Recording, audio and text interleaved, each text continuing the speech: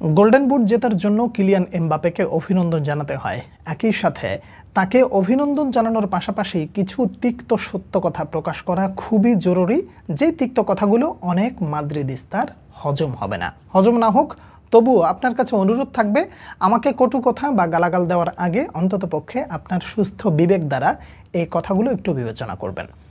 Kylian Mbappe যখন Real মাদ্রিদে আসছেন তখন দলের অবস্থা কী ছিল? খুবই নাজুক পরিস্থিতি, নুন আনতে পান্তা ফুরায়ের মতন অবস্থা। জোড়াতালি দিয়ে দলকে এগিয়ে নিয়ে যাচ্ছেন কার্লো আনচেলত্তি। সে অবস্থায় এসে পুরো দলের হজবরলা যখন পরিস্থিতি, কিলিয়ান এমবাপে নিজের রিদমটা খুঁজে পাচ্ছেন না, সেই সময় তাকে অনেক ট্রলের শিকার হতে হচ্ছে। এখন প্রশ্ন হলো, এই ট্রলগুলো কি শুধুই রাইভালরা করেছে বা বার্সা ভক্তরা করেছে?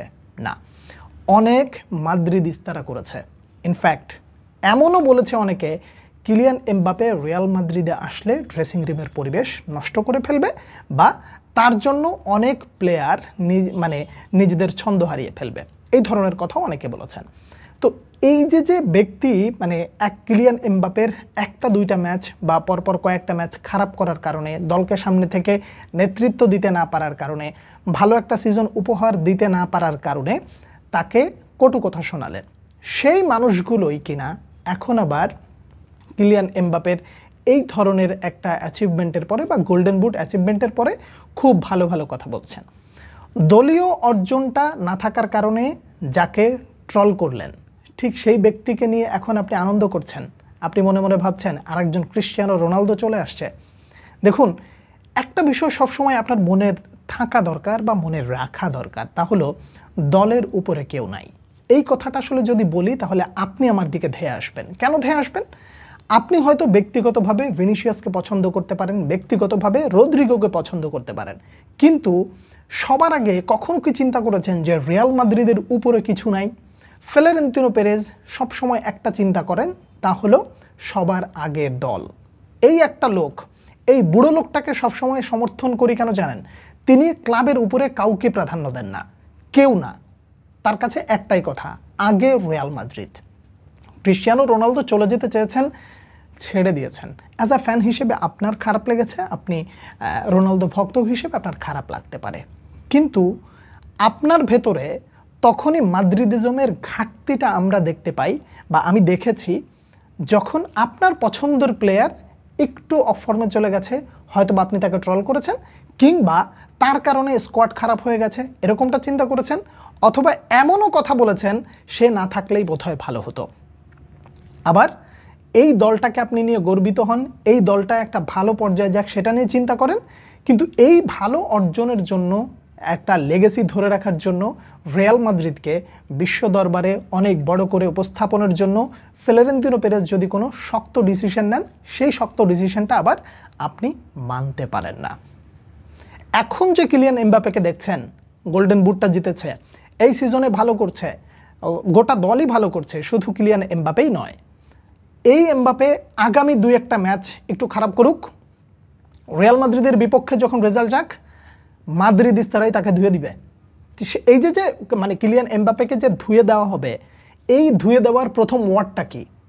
ওর কারণে অমুক ঠিকঠাক মতন পারফর্ম করতে পারছে না, অমুকের কারণে তমুক ঠিকঠাক মতন পারফর্ম করতে পারছে না।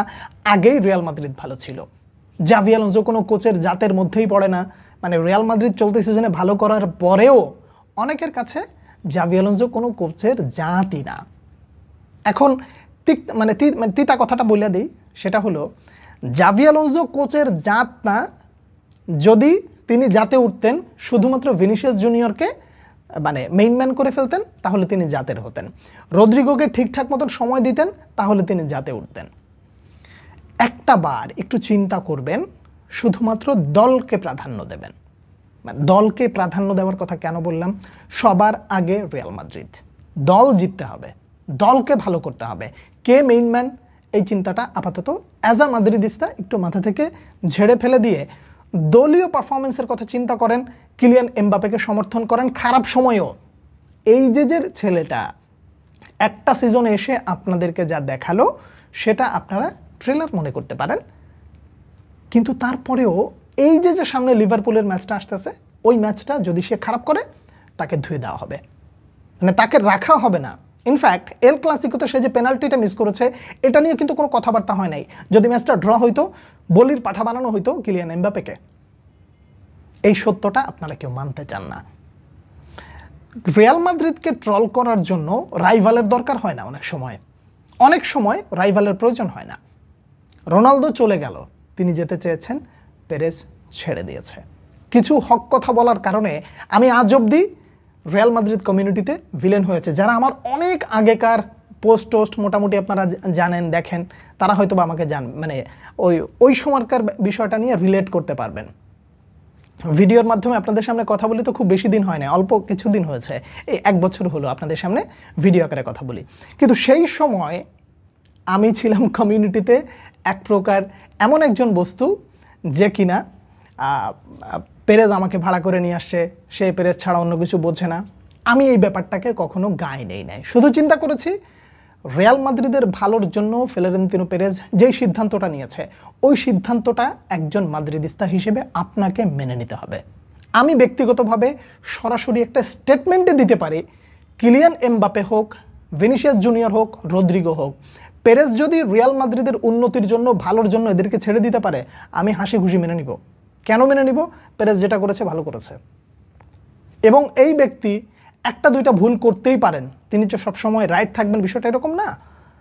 কিন্তু একজন ব্যক্তির 100%-এর ভেতরে অধিকাংশ ডিসিশন যখন রাইট হয়ে যায়, সেই মানুষের একটা দুইটা ভুল ডিসিশনের কারণে আমি তাকে পুরোটা খারাপ বলতে পারি না। একইভাবে একটা মানুষ, কিলিয়ান এমবাপ্পে বলেন, ভিনিসিয়াস জুনিয়র বলেন বা অন্য কেউ বলেন, মানে এত দুর্দান্ত খেলে আসার পরে একটা দুইটা ম্যাচ যখন খারাপ করবে, বলির পাঠাটা মাদ্রিদিস্তারাই তাকে মানে আগে বানাবে। এখন হয়তো বা আপনি আশপাশ দিয়ে অনেক রাইভালদের খুঁজবেন যারা কিলিয়ান এমবাপ্পেকে খোঁচাখুচি করছিল।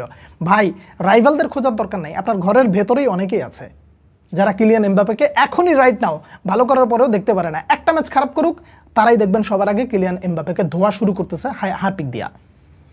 তো এই বিষয়গুলো আপনার কাছে দুঃখজনক যদি মনে না হয়, তাহলে আপনার মাদ্রিদিজম নিয়ে প্রশ্ন করা উচিত। আপনি একটা দলকে ভালোবাসবেন, সবার আগে এই চিন্তাটাই রাখবেন, সবার উপরে দল, তার উপরে কেউ নাই। আজকেই একজনের সাথে কমেন্ট বক্সে লেখালেখির মাধ্যমে তিনি আমাকে প্রশ্ন করছিলেন, রিয়াল মাদ্রিদ বা ফ্লোরেন্তিনো পেরেজ শুধু কি লিজেন্ড তৈরি করে, সে কি লিজেন্ড বিক্রি করে না? আমি খুব হাসি খুশি উত্তরটা দিয়েছিলাম যে রিয়াল মাদ্রিদের স্বার্থে ফ্লোরেন্তিনো পেরেজ যদি কিছু করে থাকে তাহলে সেটাই রাইট। যদি তিনি ক্যাসিয়াসকে বিক্রি করে দিয়ে থাকেন, নাভাসকে বিক্রি করে থাকেন, তারপরে ক্যাসিমিরোকে যদি বিক্রি করে থাকেন, সেটা যদি রিয়াল মাদ্রিদের জন্য বেটারমেন্টের জন্য হয়, তাহলে আমার এটা মেনে নিতে কোনো কষ্ট নাই। আজকে যে আপনি গর্ব করে বলতে পারেন রিয়াল মাদ্রিদের টাকার অভাব নাই, রিয়াল মাদ্রিদের লেগেসি এত ভালো, রিয়াল মাদ্রিদের ব্যাকগ্রাউন্ড এত ভালো, রিয়াল মাদ্রিদ খুব একটা স্ট্রং পজিশনে থাকে, গোটা ইউরোপকে নাকে খড় দেওয়ার মতন অবস্থায় রিয়াল মাদ্রিদের, পুরো রিয়াল মাদ্রিদকে এমন একটা জায়গায় ফ্লোরেন্তিনো পেরেজ নিয়ে গেছে যেটা আসলে গর্ব করতে হয়। গোটা বিশ্বের ফুটবল যারা বোঝে, সারা বিশ্বের ফুটবল ফ্যানরা একটা কথা বলতে পারে, পেরেজের উপরে আসলে অন্য কাউকে চিন্তা করা যায় না। তার থেকে বোধহয় আমি আপনি খুব বেশি বুঝি না যে তিনি যদি কোনো ডিসিশন নেন সেটা আমার আপনার মেনে নিতে কষ্ট হয়। খারাপ লাগতেই পারে, আমি আপনার খারাপ লাগাটাকে করছি না, ফেলে দিচ্ছি না, কিন্তু মনে রাখবেন আপনি এই মুহূর্তে একটা প্লেয়ার খারাপ করার কারণে তাকে যেভাবে ট্রল করেন, একইভাবে জাভি আলোনসোকে ট্রল করেন, পেরেজকে তো একেবারে ধুয়েই ছেড়ে দেন, লাভ কি? রিয়াল মাদ্রিদ খারাপ করলে রাইভালের প্রয়োজন হয় না। আপনার ঘরের ভেতরেই যারা ট্রল করে, যারা ধাক্কাধাক্কি করে, তাদেরকেই একটু খুঁজে দেখেন, অন্য কাউকে প্রয়োজন নাই। অনেক তিতা কথা বললাম, আর এই তিতা কথাতে যদি কেউ কষ্ট পেয়ে থাকেন আন্তরিকভাবে ক্ষমা করবেন। আমি আসলে আপনাকে কষ্ট দেওয়ার জন্য বলিনি, কিছু বাস্তবতা তুলে ধরার চেষ্টা করেছি। আপনারা কে কি মনে করছেন জানাবেন। পরবর্তী ভিডিওতে আবার দেখা হচ্ছে, সে পর্যন্ত ভালো থাকবেন। আল্লাহ হাফেজ।